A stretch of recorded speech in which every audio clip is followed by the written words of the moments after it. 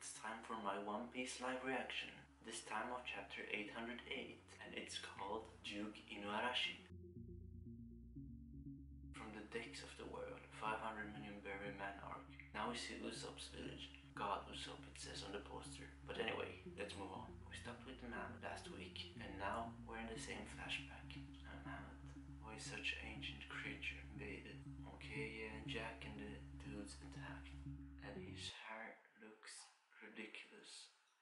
Is that even Jack, that man? We'll have to see. The Wani country warrior, Raizo. Never heard of him. And some dude who looks a bit like Frankie. Says. So it does exist. The fabled country of the Minks.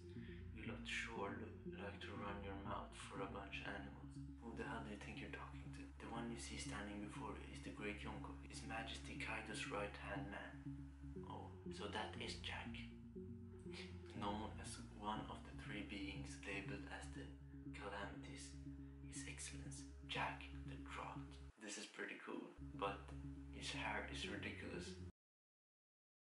All land that he passes through decays away as if it's been through a drought.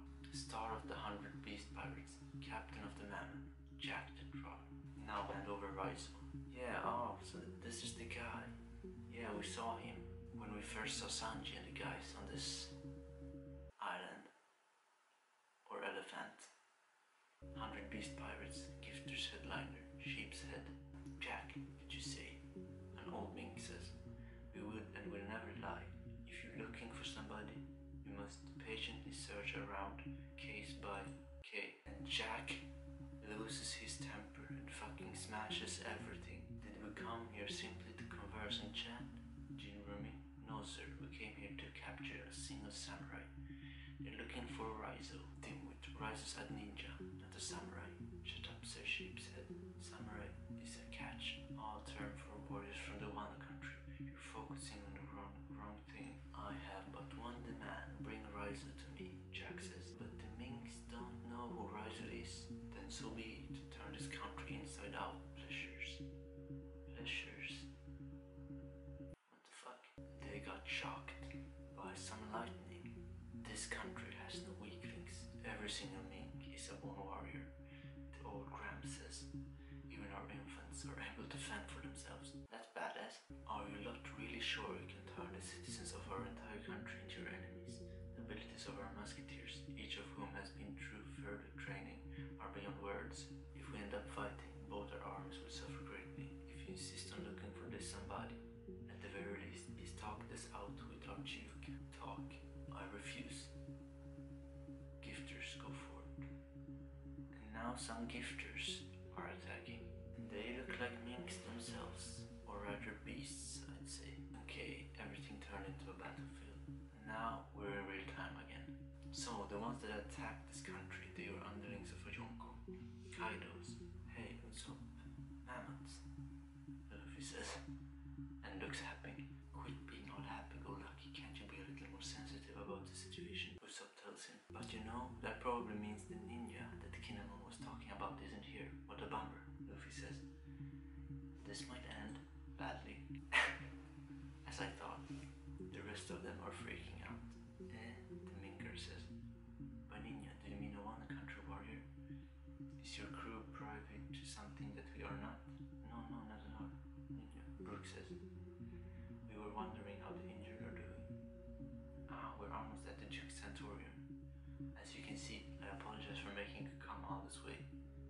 We can continue this discussion later.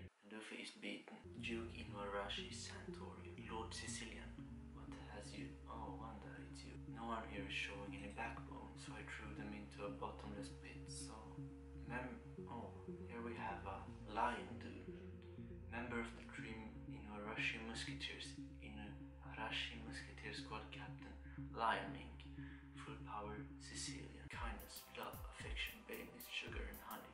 Do not ever talk about anything sweet in my presence. He's harsh. Lord Sicilian, this is the Straw Hat crew. And he jumps up. And then down.